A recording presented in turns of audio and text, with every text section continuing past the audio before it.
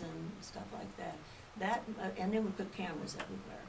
I think the problem though is, you know, we can do all these things and make a fortress, but when someone walks in that door, we don't know what is in their minds, and it's hard, it's hard to treat each person who comes in a school building as though they're a suspect that, going to commit a crime, and that's the hard part of it. It's like my home, I have locks on my doors and everything, but if someone came that I didn't know and I let them in, then,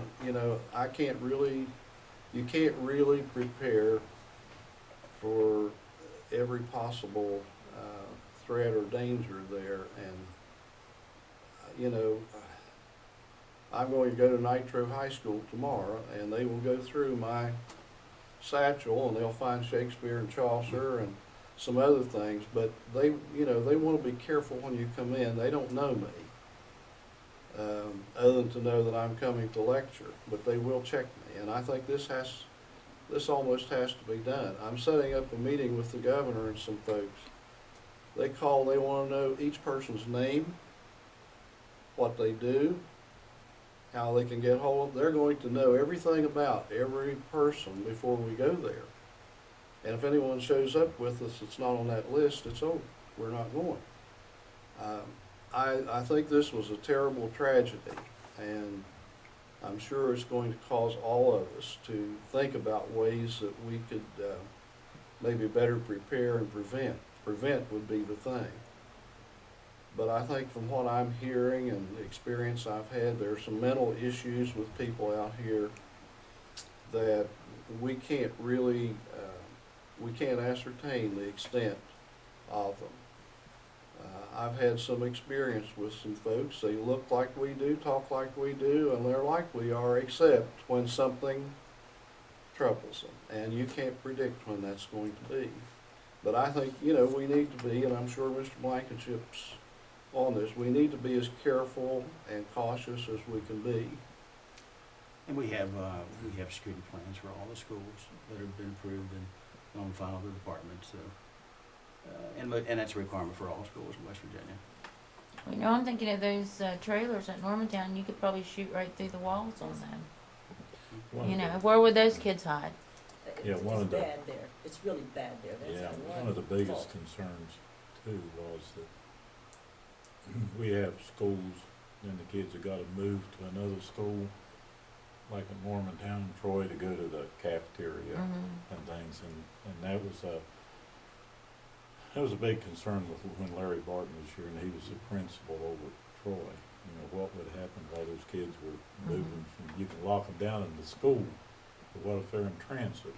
And then you can carry that over, what if they're out on the playground playing? So I don't know where you make the stop, but The majority of the people that are doing this, the school employees know them. Right. In other words, this boy, they knew. In other instances, these people were known to these people. They weren't strangers. I just They think were that known. we probably need to make sure that we're doing the drills when we're supposed to be doing them. I know that sometimes that's a little upsetting to kids, but it's better be safe than sorry, and I think we are doing those drills.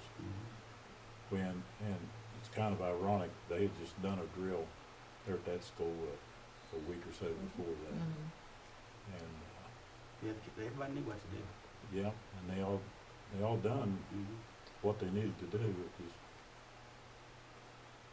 I think that as we move forward with what the state is planning with construction wise, there's going to be a lot of safety equipment and options for us that maybe are not an option with older facilities and multiple trailers. There's going to be a lot more options for us as we look to the future with new construction that is not going to stop someone that is ill, troubled. It's not going to necessarily stop them, but it may slow them down to the point that someone can intercede and stop the travesty that happened at Connecticut.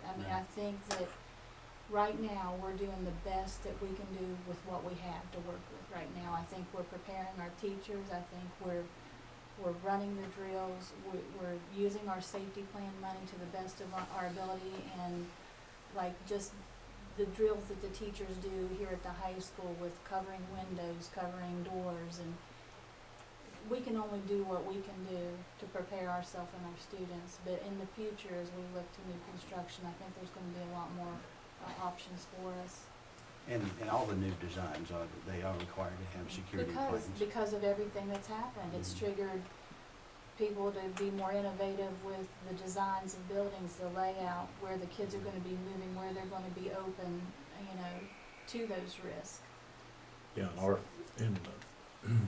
and all the security and safety plans that each one of the schools have, they've got a scenario there if it's a weather related, for instance, if they get a tornado warning at Morgantown, it's different than a lockdown, and the teachers, and they've went through all these different drills. And, I guess probably my biggest concern is how fast we can get someone there. Right, you just said it, right. You just said a key word, how fast. I think everything you all are saying, it sounds good in theory, but who's checking to make sure those in charge are doing their job? Why am I saying that? A couple of weeks ago, somebody wrote a note in the bathroom here at the high school that there's a bomb in the school. The janitor notices it, goes and reports it to the office. A teacher is asked to go check to see if that is true, and then it takes 1.5 hours to tell the students that this is a drill, you all get your coat and go out of the school. And then after the kids go out of the school, they call the state police. The state police comes in, and then there are teachers who are on their what do you call the time? Planning period. They are asked to go check in the classroom and check in the bathrooms, make sure if they see anything is suspicious. And then after they say no, there isn't, they tell them that, they can go, to the college, or they can go in their car, but they have to be on the lower parking lot. Then it takes 2.5 hours for the sniffing dogs to come from Morgantown. And if this was a real thing, there was no ambulance present, there was no fire department present. I mean, you're all talking about all these drills and everything, and this is just one example that system failed. Because it could have been real bomb. So what's the answer to that? The most important thing you get in a situation like that, you get the kids out of the building. I understand, but you get why? them away where it's safe. My question is, I'm representing a lot of people who have asked these questions. Why weren't the procedures followed? Why were so much time in between, all these actions? Well, there wasn't that much time, Dave. Your time elements are not correct. Procedures were followed according to the security plans. So do you have the time? Do you have the timeline so I can match it with what I have to make sure whose is right? Well, I know when I was called and when the kids were evacuated. Well, see, I have the timeline, Yeah.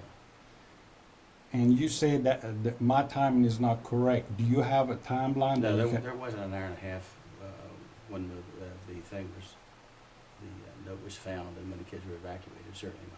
Did they say an hour and a half, did you? Yeah. I think Mr. But the- Ramazan said a half hour. I think he Yeah, said half hour from the hour. time the note was found, Right. and I the think kids he were. said a half an Yeah, hour. I said on half that. hour, He said an hour, he said a half hour. yeah. What was the hour and a half you were talking about? The sniffing dog. The sniffing dogs. In Morgantown. Morgantown. Oh, we have no control over that. Yeah, I understand. But what I'm saying is, that time, the part that everybody's concerned is, that initial time, if there is a bomb, okay, why did it take that long? Okay. Two, why should the teachers be put at risk? And why were they told to go in the bathroom and classroom to see if there is anything suspicious? The teachers who had planning period. My wife was one of them. Yeah, I why can- not have some sniffing dogs here in central West Virginia, Weston, Calhoun County? Right, Glenville? but the first two has nothing to do with anybody. The first two is a local decision. Those decisions were made right in this school, had nothing to do with external law enforcement. Well, I can certainly take a look at that, but I'm not familiar with what you're saying I there. can say this, I taught up here many years, as everybody knows. And when something like that happened to us, and it did happen when I was here, it was immediate. Everybody left the building. There wasn't one teacher, one janitor, everybody was required to leave the building, period. Nobody was asked to go anywhere. We But left. this was not the case here. And we all were designated exactly where to go. And we took our class and you went to that area and you stayed in that area. So if that happened, it wasn't that way before when I was here, because, I mean, if you happen to not leave, if you're on your planning period and then you come straggling out and say, what's going on, you got dusted for it immediately. When that alarm rang, you were out of there, period. Of course, I want I to don't put know it why on the that would record. happen. The information that I have is not from my wife. She's scared to death to tell me anything. Because she's afraid I may talk about it and she gets in trouble, which I think is ridiculous. Because, people should be able to talk. So the information is from other staffs, other employees, students. Like I said, I'd be happy to look at that as far as the I think procedures it concerned. merits taking a It look takes a at look it. at I think right now is a good time for us to just review Right. generally how we're operating. I think too, it's real easy in the back of your mind to think those things are not gonna happen here and this is just the drill. Yeah, Right. you can. But we got, I think, to change our mindset to this is real rather than this is a drill. And Well, treat it as, and it's hard to. You have to take do everything that. seriously. Yeah, You have to take it seriously. I know, and maybe one thing, and maybe they do it, and I'm not sure, Mr. Blankenship, is, I know we had to do it.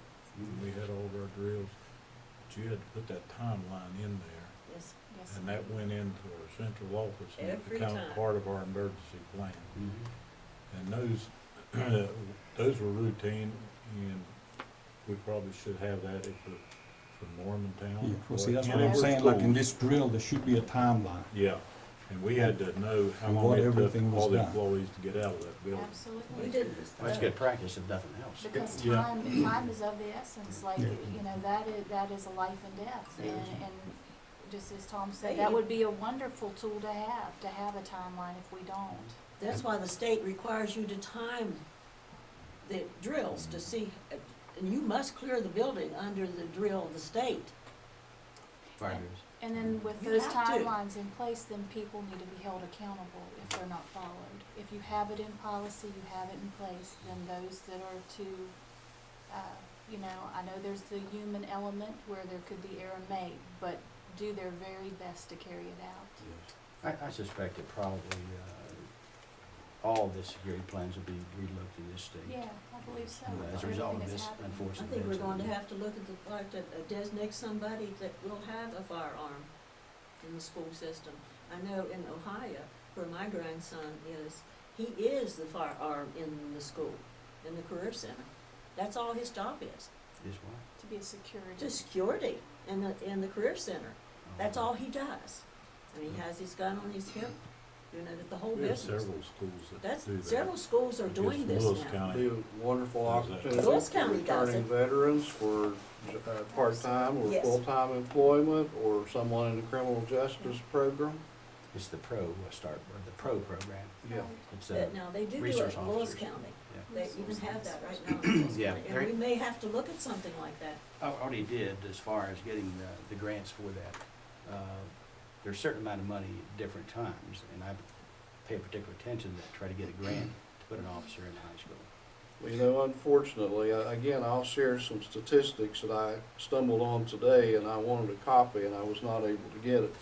But it was a map done by the federal government on poverty in the United States. 98 counties in the United States designated as severely impoverished. Gilmer County, there are 9 of them in West Virginia. Gilmer County's one of them. Calhoun County's one of them. And another neighboring county is one of them. There are 3 right together.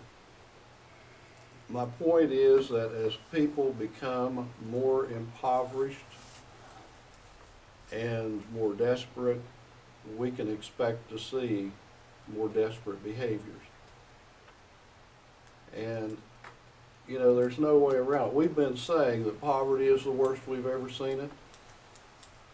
Well, the statistics now demonstrate it. And I think we need, you know, we go to the grocery stores, we go to shopping malls. Shopping malls scare me to death. But I think this thing with the schools, we'll have to take a look at how we're conducting our business, what we're doing with security.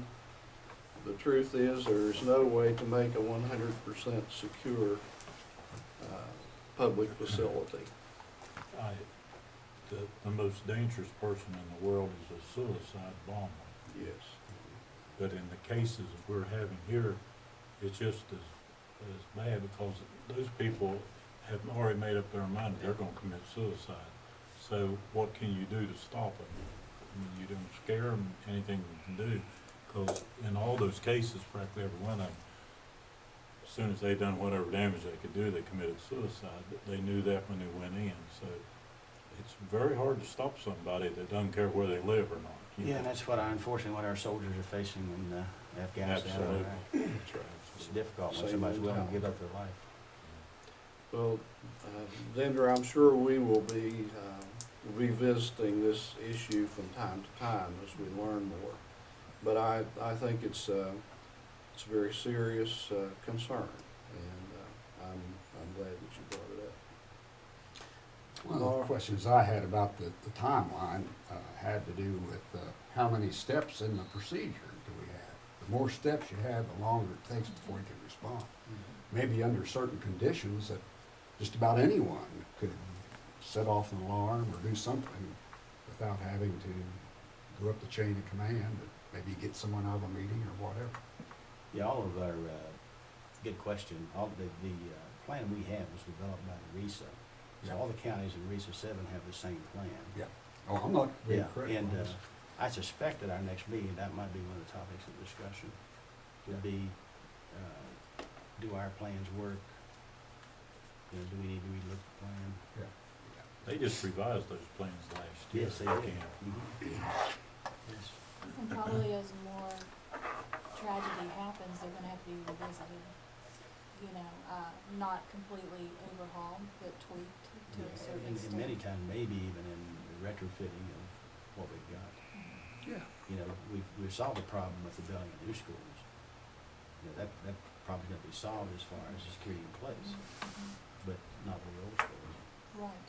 We have students that are at risk, and we know who those students are. If you're in this high school, you know the ones that have emotional problems, you know the ones that are at risk. And we Yeah. have no program or plan in which to help those children. We're talking about somebody coming in some cases, it's been the actual student himself that, Someone you know. I mean, what was it, 2 years ago, we got the thing that the boy was gonna bring a gun and shoot up the graduation ceremony. No. I mean, note found everything.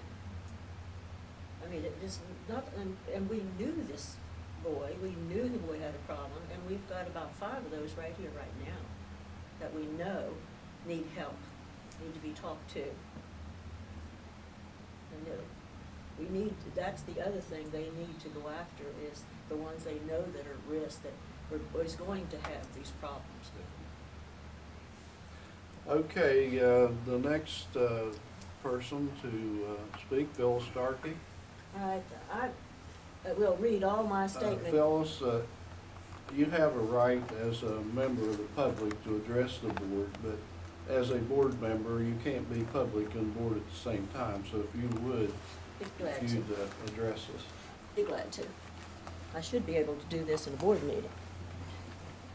On the discussion list, we have one down at the VOTEC school that says discussion, and you can discuss anything, well, we used to have it. I will read all my statement quickly because I have only 5 minutes in which to do that and under the old policy, and I'm not sure about the new policy. The delegation list, so I can get answers to some of the questions that are bothering me at this time. And please don't tell me I should come to the superintendent's office in private to ask my questions. I belong to this Montgomery County Board of Education. I want to talk in front of my board members. I want to know how they feel about different things. Not in public or go behind closed door to find out what's going on. Even a delegation, I will be able to ask some questions if I can't be listed on the agenda to ask my questions. I was not voted on the Board of Education to come into closed meetings and ask my question. I need the following questions answered for myself and also for public. Question number 1, what happened to having a discussion about the West test? I gave out papers to each of you on our status compared to the surrounding counties. At the same time, Mr. Armour gave out a paper that we have not discussed either that needs to be discussed. When I passed out these papers, Mr. Blankenship said they were not to be public knowledge. I remember stating at the time, yes, but I got them off a public computer. I passed them out to all the members, including the press. Not one board member, or the superintendent, or the press acknowledged these papers or ever asked a question about them. Why can't the public and our board discuss the very important academic record as the West test? How can we help or correct anything if we do never discuss what they are?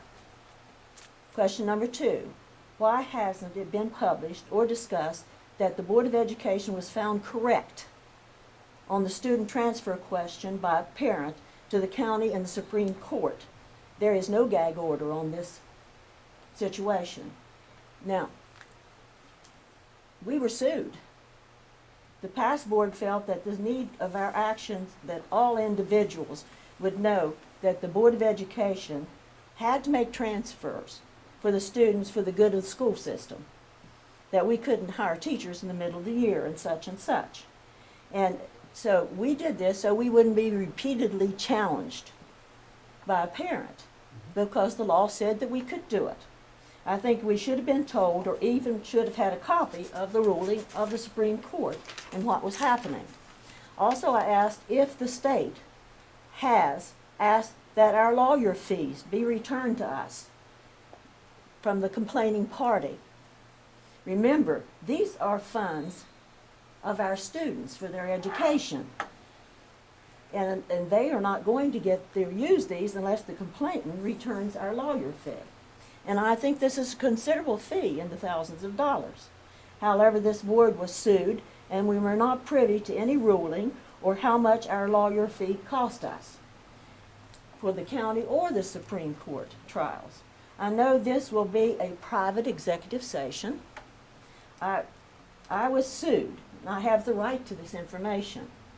When are we all going to receive this information so we'll know what the Supreme Court said? We did get a one-line update that said they found for us. What did they find for us? We don't know. Question number 3, can you tell me who is still in the CFP committee?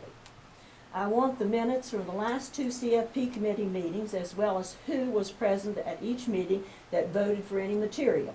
I hope I do not have to file a Freedom of Information to get these minutes because the OEPA said in their statement to us that we were not getting the minutes from the CFP meetings or the LSIC meetings or the Faculty Senate meetings. I'm asking all of you now, have you seen any yet? We cannot correct something if we don't do that. And we can never correct something if we don't get at it. Was there a quorum of 35 members to vote for the building plan location? A quorum would consist of 55% of the approximately 18 members. I hear there were 8 members were present and no vote was taken. If this is true, the vote should have been taken either by a hand or a voice vote. And are all the people that did come to the meeting, were they actually appointed by the Board of Education? Or were they later appointed by somebody else that we don't know? Question number 4, when are we going to discuss the quarterly report? When are we going to know what still needs to be done to satisfy the state, political takeover? The quarterly report states such thing as, we now have an attendance director. We've always had an attendance director. We now require invoices. We've always required invoices. Principals are now attending the academies. We've always made our principals go to academies. We have always used handbooks for finances. It's not now, it's not new. We've always done that.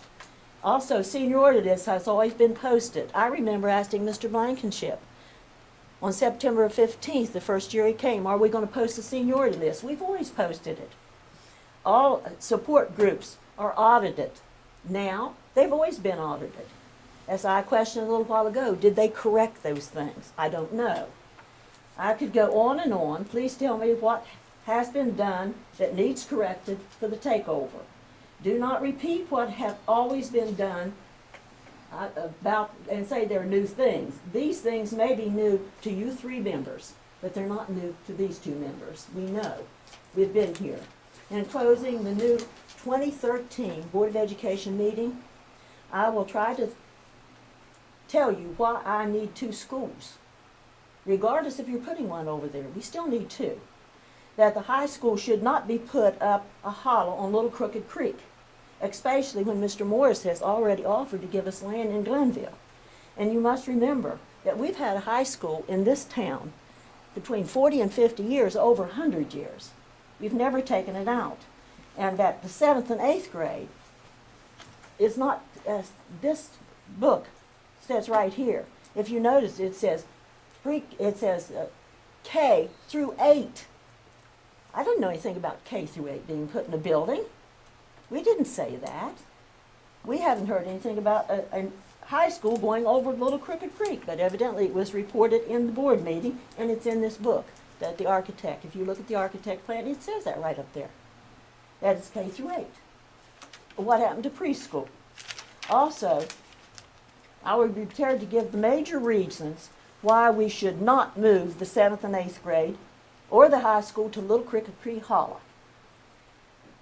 We are not Calhoun County. If we were, we would have 2 schools. We do not want our high school taken out away from all the city amenities. If we have something over here, we immediately have a policeman here. But we're not going to immediately have one over on Cedar Creek. When is the public meeting? And also, we have other things that we have here that we don't have. We got access to the highways. When we play ball games, when we do track, when we do all these things that we do, we don't go to Spencer. We go this way. Our Votech school, we have a straight shot without a hill all the way to our Votech school from this high school right here. We've got land right over there. Take that land. But don't put us away from the college, the library, our work base. I'm going to give you as many reasons as I can find, and you all be prepared to give me a reason why you think it should be over there. Please do not, I don't want to hear that it's centrally located. It's centrally located. I need to locate the school where we have the most students, not because it's centrally located. The most students are on this side of the river. If we cannot have a school, we need to not make it worse for the kids to travel. The law reads pre-K through 4th must travel. This does not say centrally locate a school off the hollow away from the public protection, easy transportation access, college libraries, work-based areas, and easy access to the Votech school. Merry Christmas. I'll talk to you next year. Thank you. All right, our next delegate, Norma Hurley. Can you hear me all right? Or I'll stand if I need to. First off, regarding Newtown and the loss of those 20 children, I watched the timeline by the Connecticut police just before I came out the door. They showed that from the time the young man shot through the doors to enter, the principal and psychologist accosted him, he shot them, and the shots came over the PA system. It was 10 minutes from that time before the first responders arrived. He shot himself as the first responders arrived. 10 minutes. It's tragic, it's horrible. But we've got millions and millions of students in this nation, and I don't know that putting them in prison is going to be the answer. I watched a documentary where they took New York schools and they put up pictures of prisons and pictures of schools and had the fourth grade students sitting there, and their task was to say prison or school. They got over half the pictures wrong.